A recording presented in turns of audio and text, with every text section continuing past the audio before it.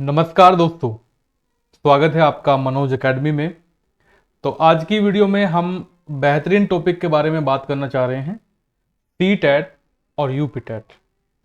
Confusion ये है काफ़ी बच्चों का कि हम लोग सी टैट की तैयारी करें या यूपी टैट की तैयारी करें, क्योंकि सी टैट की भी डेट आ चुकी है। 8 फरवरी सी टैट की डेट है और यूपी टैट वालों ने दोस्तों नोटिफिकेशन दे ही दिया था। उन्होंने मतलब पूरा नोटिफिकेशन तो अभी कोई सा नहीं आया है, ना ही यूपी टैट का आया है और ना ही सी टैट का आया है।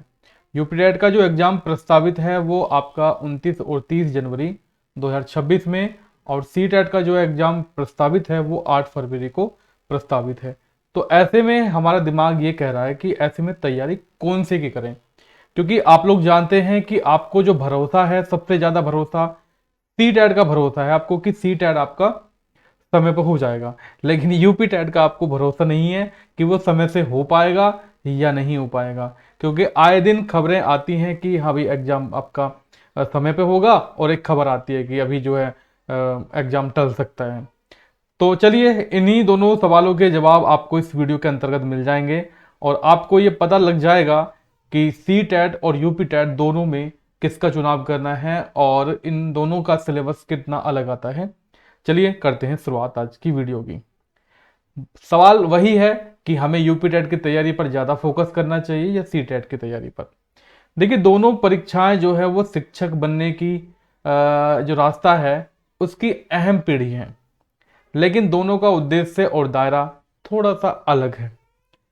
समझते हैं कैसे। सी टेट की अगर मैं बात कर लेता हूं, सेंट्रल टीचर एलिजिबिलिटी टेस्ट।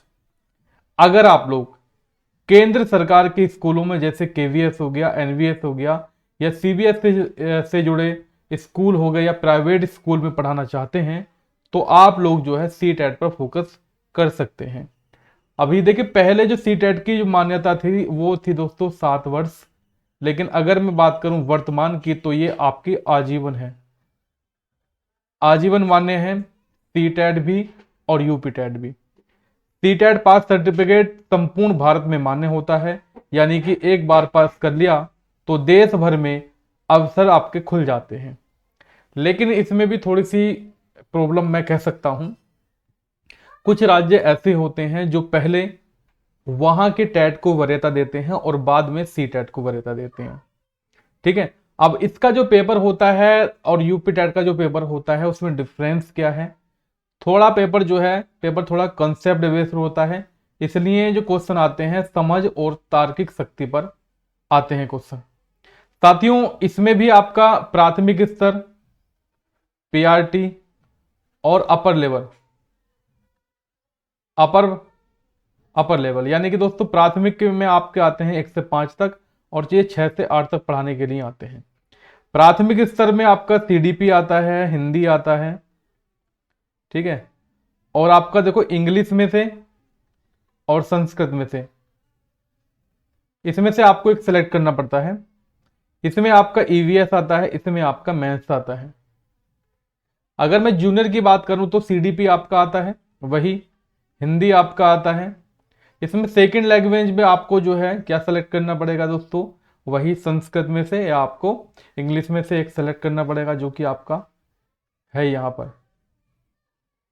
लेकिन इसमें एक चीज और है, लैंग्वेज फर्स्ट और सेकंड, इसमें आप लोग अपनी मर्जी से सेलेक्ट कर सकते हो।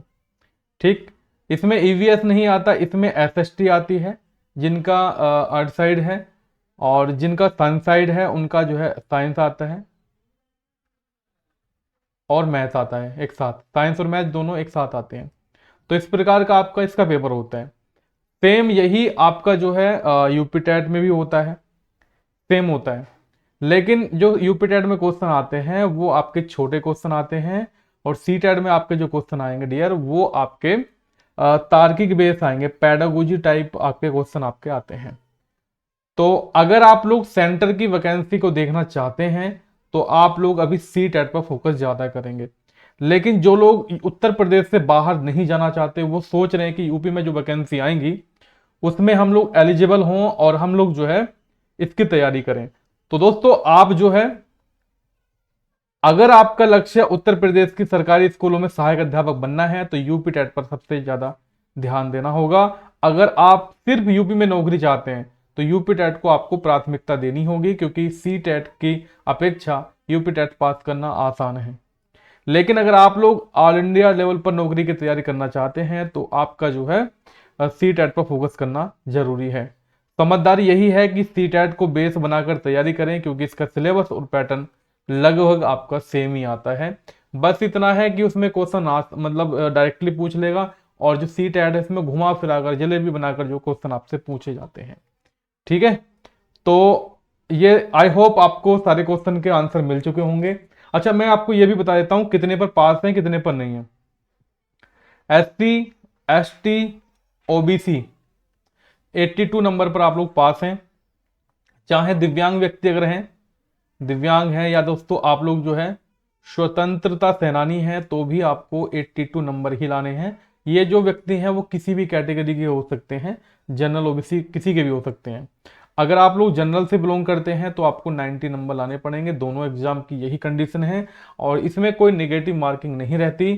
ठीक है, 150 क्वेश्चन आपके आते हैं और 150 ही प्रश्न आपसे पूछे जाते हैं, यानी कि प्रत्येक प्रश्न जो होता है वो आपका 1 अंक का होता है। ठीक है, अगर फिर भी आपके कोई क्वेश्चन रह गए हैं तो कमेंट सेक्शन में जरूर पूछ सकते हैं। और आपके एग्जाम के लिए ऑल द बेस्ट गाइज। और देखो, यूपी टेट का नोटिफिकेशन मुझे नहीं लगता कि इतनी जल्दी आपको देखने को मिल जाएगा। थैंक यू, जय हिंद, वंदे मातरम।